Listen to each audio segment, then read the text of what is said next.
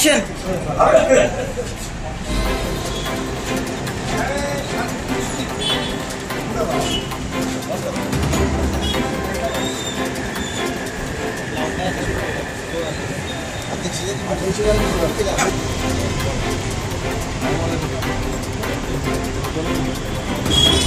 ती बोला, तुम्ही जोरात बोला. लावल्या वंचित बहुजन आघाडीतर्फे मिलिंद जगन्नाथ कांबळे यांचा प्रभाग 8 मधून आज बसलेला वंचित उमेदवार पहिलेच आज मागेला आहे.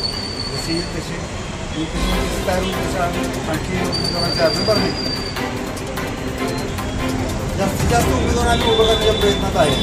प्रभाग 8 मध्ये लढत कशी देणार? प्रभाग 8 मध्ये आमची पूर्ण तयारी झालेली आहे. त्यांच्याबरोबर एक उमेदवार आहे तो आता उद्या आम्ही फॉर्म भरणार आहे आणि त्या दोघांची मिळून आम्ही लढत देणार प्रभागामध्ये. आम्हाला कुठल्या लेडीजला फॉर्म भरलाय काय अजून काय तशी काय आमच्याकडे माहिती आलेली नाही. आणि दुसरी गोष्ट जरी समजा त्यांनी कोणी फॉर्म भरलेला असेल तरी आमच्याकडे तशी त्यांनी मागणी अजून केली नाही फॉर्मची. त्यामुळे त्यांचा प्रस्ताव आल्यानंतर मग त्याबाबत ठरवण्यात येईल. पुढचा अजेंडा तुमचा आमच्या वंचित बहुजन आघाडीच्या वतीने कांबळेंना या ठिकाणी उमेदवारी जाहीर केलेली आहे. अनेक वर्ष प्रभाग 8मध्ये सातत्यानं सर्वसामान्य जनतेच्या प्रश्नावर अतिशय आग्रही राहणारा उमेदवार त्या प्रभागामध्ये आम्ही दिलेला. त्या प्रभागामध्ये नगरपालिकेच्या वतीनं ज्या ज्या सुविधा करायच्या आहेत त्या संदर्भामध्ये पूर्ण आकलन असणारा हा उमेदवार आहे. तिथं झोपडपट्टी पुनर्वसनाचा फार मोठा प्रश्न आहे, रस्त्याचा प्रश्न आहे. जे प्रश्न तिथे आहेत त्याचं आकलन त्या उमेदवाराला असल्यामुळं ते सर्व पूर्तता करण्याच्या दृष्टिकोनातून त्या प्रभागामध्ये अतिशय धडाडीनं आमचा उमेदवार सर्वसामान्य जनतेसाठी अग्रेसिव्ह राहील. त्यामुळं लोक अतिशय चांगल्या पद्धतीनं आमच्या उमेदवाराला बहुमतानं निवडून आणतील हा आम्हाला विश्वास आहे.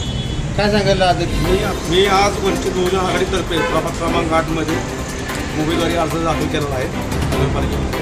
मी आपल्या प्रभाग क्रमांक 8मध्ये सगळ्यात पहिल्यांदा ज्यावेळेस घंटागाडी आमच्या इथे म्हणजे आमचा त्रिशृंग भाग असल्यामुळे ते घंटागाडी नव्हती. मी माझ्या खर्चाने घंटागाडी चालू केली.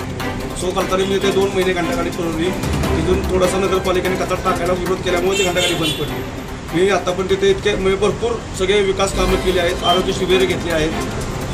आतापर्यंत मी तिथे घनकचऱ्याचा विषय होता, बेवारस पुरवठ्याचा विषय होता, महिलांच्या अडचणीचा विषय होता, महिलांना शौचालयाचा विषय होता, ते आमच्या संस्थानाच्या सामानाचा विषय होता. की आमच्या इथे बैलगाडी येत नव्हती, त्याच्यावर आम्ही आंदोलन केलं.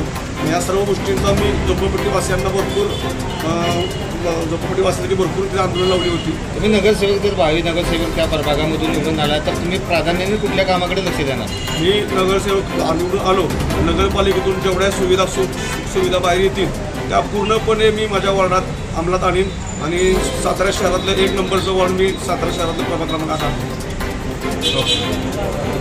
माझ्या पाठीशी प्रभाग क्रमांक 8मधील माझ्या सर्व माता भगिनी, बंधू, वडीलधारी यांना सर्वांना एक आव्हान आहे की सर्वांचे मला आशीर्वाद राहावा, माझ्या डोक्यावरती यांचा आशीर्वाद राहावा. प्रभागामध्ये मागणी आहे. 5 प्रभागामध्ये 10 नगरसेवकांसाठी इच्छुक आहेत. आता जसं काकडीचं झालं तसं अजून त्यांची मागणी आम्ही पण आले. नगराध्यक्ष पदासाठी पुन्हा उमेदवार तुम्ही हे करत नाही. सध्या तर नगराध्यक्ष पदासाठी आम्ही चाचणी करतोय. अजून काय करणार